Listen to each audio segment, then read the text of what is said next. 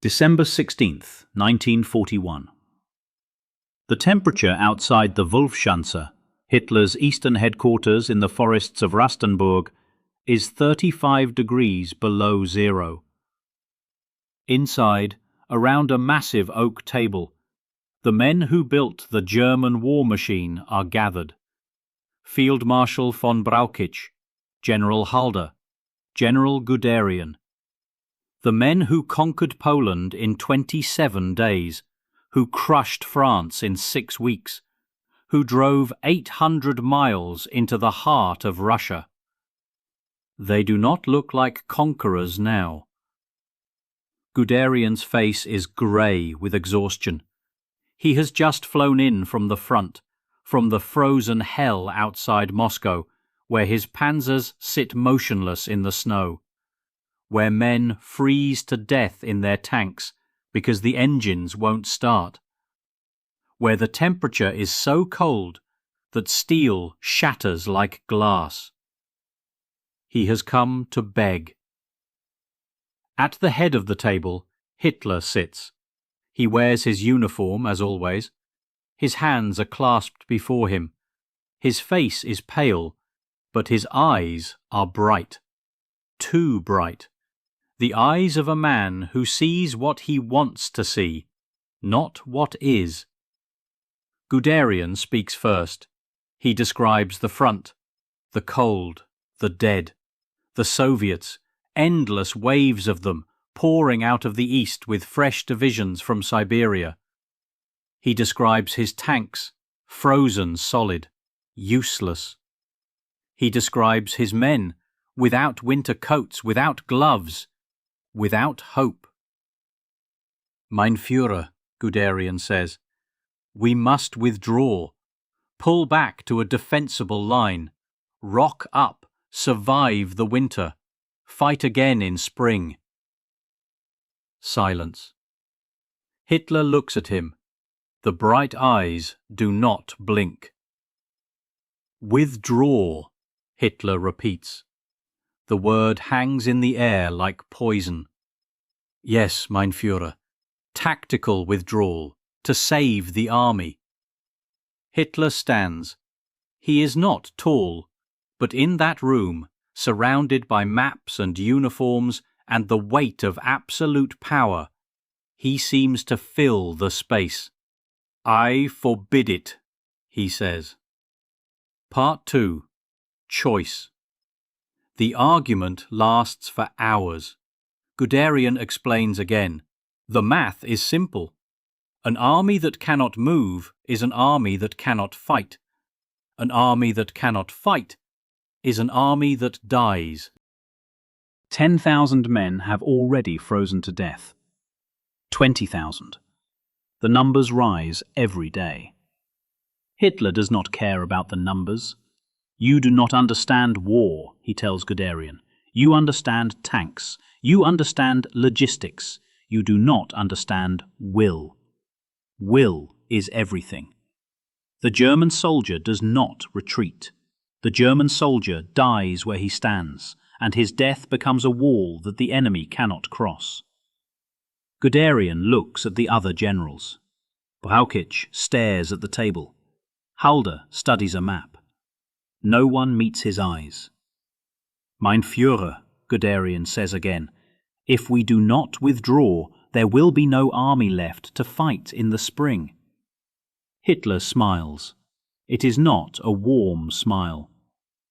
Then we will have a new army in the spring, he says, stronger, purified by sacrifice.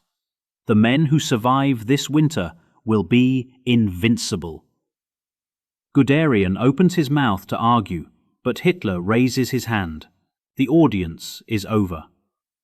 That night, in his quarters, Guderian writes in his diary, I have just witnessed the death of the German army, not on the battlefield, in a warm room, with maps on the wall and a madman at the table.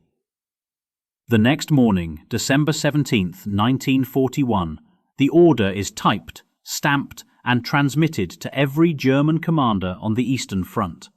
Directive No. 39. It begins with these words: "The severe winter weather and the resulting supply difficulties have temporarily halted major offensive operations. The Führer orders: all units will hold their current positions regardless of enemy pressure. Tactical withdrawals are forbidden without explicit approval from OKH. Any commander who orders a retreat without authorization will be court-martialed, regardless of rank or previous service." The order is signed Adolf Hitler. Part 3. Consequence. The order kills more Germans than any Soviet bullet. In the weeks that follow, the temperature drops to 40 below, then 50. Men who have survived years of war, who have fought from Poland to the gates of Moscow, die in their sleep. They die on sentry duty, frozen standing up, still holding their rifles. They die trying to start engines, their hands sticking to frozen metal, the skin tearing away when they pull back. Guderian's panzers sit in the snow like steel coffins. His men build fires under the engines, trying to thaw the oil. The fires melt the snow, the water runs into the engines, and when morning comes, the engines are solid ice. The Soviets keep coming. Fresh divisions from Siberia, trained for winter, equipped for cold, wearing white camouflage and felt boots. They surround the frozen German positions. They cut off supply lines. They kill. By January, the German army outside Moscow has lost 180,000 men. Not to combat, to cold, to hunger, to an order that said they could not retreat. Guderian is fired. Brauchitsch is fired. Dozens of generals are removed. Some are court-martialed. Some are shot. And still the order stands. Years later, after the war, after the Nuremberg trials, after the world had counted the dead, military historians would study Directive No. 39. They would call it the first link in a chain that led to Stalingrad, to Kursk, to Berlin. They would calculate the cost: 180,000 dead that winter, another 200,000 the next. 1 million total, all because one man in a warm room believed that will could conquer cold. But the real cost cannot be calculated in numbers. The real cost is trust. Before December 1941, German generals believed that Hitler, whatever his faults, understood war. He had proven it in Poland, in France, in the early victories in Russia. They followed him because he won. After December 1941, they followed him because they had no choice. They knew he was wrong. They knew he was killing their men. But they could not stop him. The order had made mutiny impossible. Any general who protested would be removed, replaced by someone more loyal, more obedient. The army would die anyway, just more slowly. So they obeyed, and the army died. On April 30th, 1945, in a bunker beneath Berlin, Hitler shot himself. The war ended 7 days later. In the rubble of the Reich Chancellery, Soviet soldiers found documents. Among them, a copy of Directive No. 39, signed December 17th, 1941. The paper was yellowed, the ink faded, but the words were still readable. All units will hold their current positions regardless of enemy pressure. Tactical withdrawals are forbidden. A Soviet officer picked it up. He did not speak German. He handed it to a translator who read it and laughed. "This," the translator said, "is why we won." The officer looked at the paper.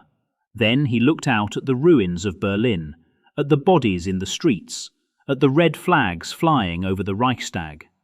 "How many?" he asked. The translator shrugged. "Millions, probably." The officer nodded. He folded the paper carefully and put it in his pocket. A souvenir, a lesson, a reminder of what happens when one man's will becomes the only law. The order that killed the German army still exists. It sits in an archive in Moscow in a folder labelled Captured German Documents. Scholars can request to see it.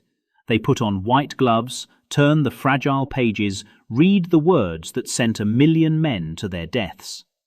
The paper does not look like much. Typewritten, official stamps, a signature at the bottom, Hitler's, unmistakable.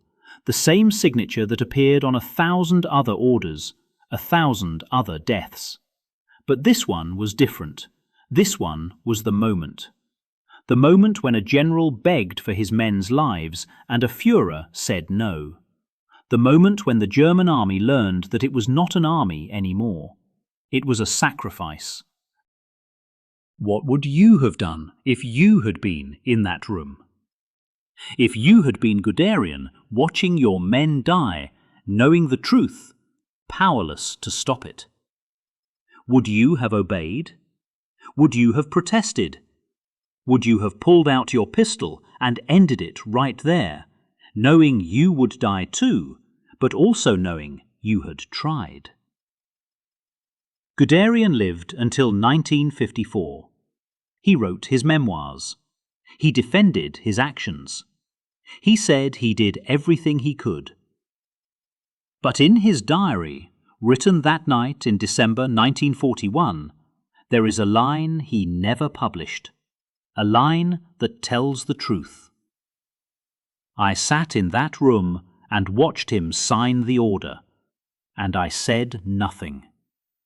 I will carry that silence with me until I die.